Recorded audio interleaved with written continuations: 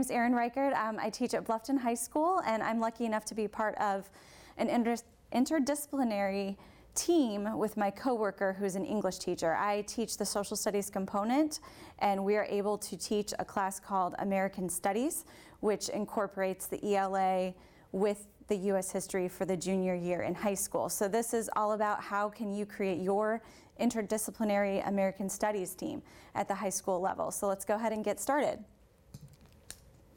Biggest thing getting started is connecting two people who have the same passion or similar passions that can really build some great experiences for students.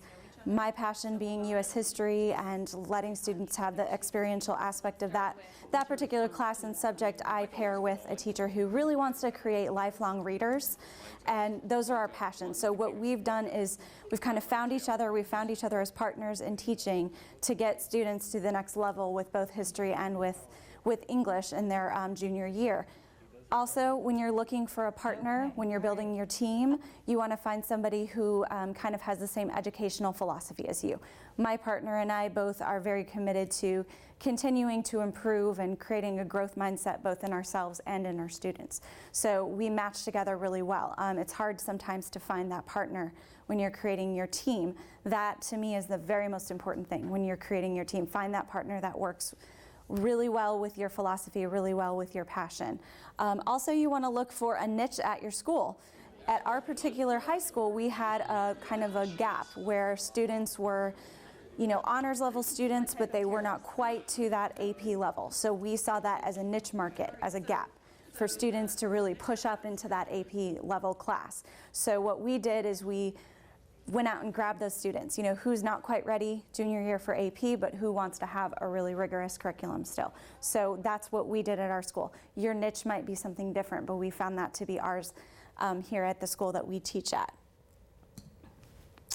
Working within your system. This is probably your biggest obstacle for your building your team. You really want to market your team. That could be not only with students, that needs to be with administration, it needs to be with guidance, it needs to be with parents, it needs to be with other teachers who might not see why your team is even necessary. They may not even understand why you're having this team approach at the high school level. A lot of it could have to do with scheduling problems.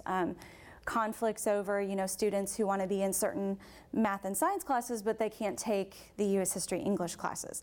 The different types of schedules can be obstacles. At our particular school, we are on a 4x4 schedule with a 90-minute block. So what we did to overcompensate or get past some of the obstacles with scheduling was we actually talked to guidance. We made sure that our team was scheduled first block where they both sets of students, we have 60 students on our team, both the 30 section, both of them were scheduled at the same time, first block. So 30 of our students are in English at any given moment, and then 30 of our students are in U.S. history, and we can combine them during that first block time. We do the same thing with third block. That's one variation of scheduling that you could do when you have your team, depending on the number of students that you have. When we were on A-B schedule with a 90-minute block, we would have one set of students on A day, one set of students on B day, and oftentimes we would, again, combine classes with that. So there's a lot of variations depending on your schedule, but you do want to make sure you get with guidance, get with other people who are scheduling this team to make sure that they understand what your goals are, what your objectives are for your team. Also, you really want to emphasize to your administration as you're building your team, it's so important to have time planning. If you and your partner are not scheduled to plan together, as we all know as educators, there's not a lot of extra time to plan. So what we really had to make sure for the first couple times doing our team was we had the same planning period each day so that we could touch base, not only on developing curriculum, but reflecting on it, how did it go, assessing students together, thinking about how we could improve it for next year, tweaking things, talking about whether the activities were even effective or not, looking ahead to the next units, things like that. So the planning is so important to the success of your team. Without it, I think it'd be very difficult for your team to continue on. Choosing your clientele. This is the fun part, going and reaching those students who you think would benefit from your team. We, in particular, started kind of marketing our team long before it even started. We talked to parents that we knew of sophomores who were rising into the junior year. We reached out to them and said, hey, you'd be a great candidate for our team. Let me tell you about it. Let's talk about what the goals are. We also reach down to the previous year teacher in both social studies and English to try to capture those students that they thought maybe weren't quite ready for the AP program, but were really good, strong students who needed that exposure to the more challenging curriculum. So we actually went out and really grabbed our particular clientele. The first year it was, I think we had 40 students, and as the years have gone on, it's grown and grown, and word of mouth marketing really helps. But choosing your clientele is very important. Of course, wanting to recommend students appropriately and wanting to make sure that you do talk to the other teachers who those students have had to make sure that they're great for that aspect. Cultivating your team. This is the nitty-gritty, the getting in the trenches and doing the team. This is the fun part. We've just had a blast coming up with ideas. My partner and I are both idea people. We like to sit down and say, what if we did this? What if we did that? We've done anything from reformer speed dating. We did a funeral for Abraham Lincoln where different people delivered eulogies, and they do a lot of oral. There's an oral component to our team. We've done create a resume for a progressive where they had to actually write a resume, from the historical background about a certain progressive, and then share it with the students in the room. We've done Socratic seminars, roundtables. We did a modern president's dinner party where they actually sat, and you're going to see it in a minute. Of the students who, carried out, they were talking as if they were a modern president, and they did a roast of a modern president and a toast to a modern president. So they actually do the hands-on learning. This is the fun part. This is where we get to design the curriculum.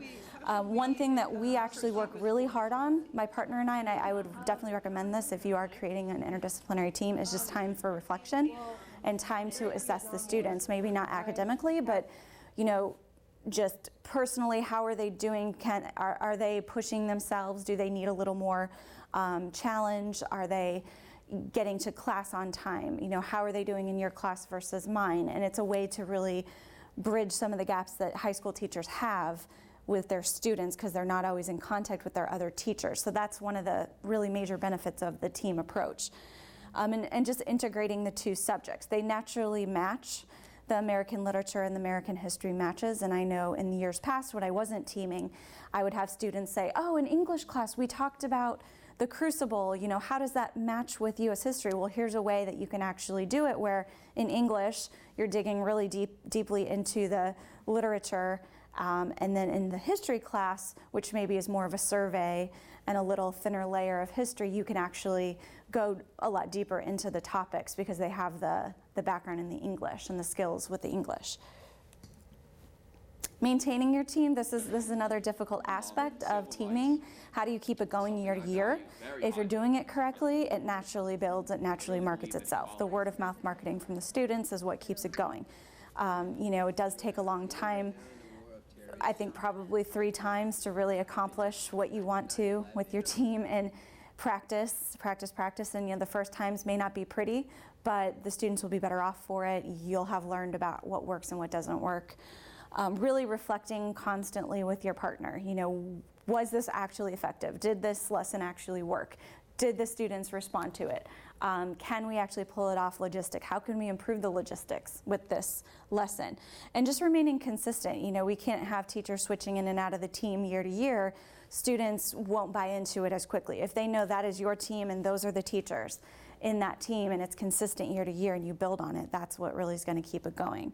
And I talked about this earlier, but really I think this is important, having a growth mindset, not just saying, okay, this didn't work, let's scrap it.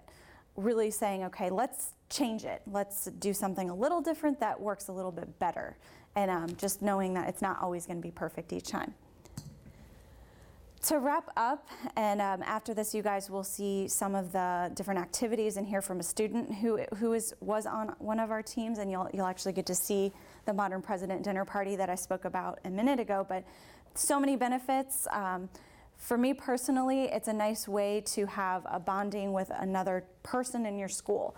Many times in high school, you're so isolated. You're so disparate from your other teachers. You're not having time to talk to them about their strategies. And this way, you're constantly talking to a partner who's, kind of your like mentality about how you should approach teaching.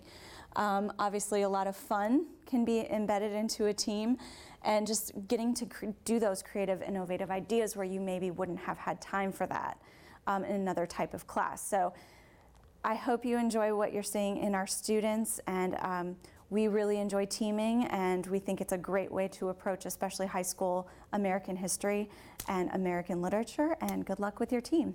We each pretended that we were a activist, either for a women's rights activist or abolition movement, and in that we also did a Socratic seminar for it in English class, and it just really helped a lot. Like, I feel like I learned a lot more than I would have if it was just history or just English.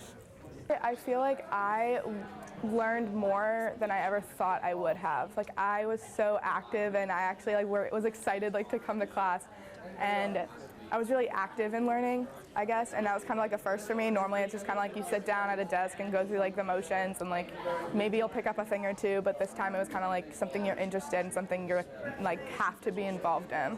And I really like how they intermix, I guess you could say, because it makes it a lot easier when learning the material for history. And in the English class, we really go over Frederick Douglass and even Walt Whitman, and it kind of gives you a more in-depth understanding of the time periods and what was happening during those.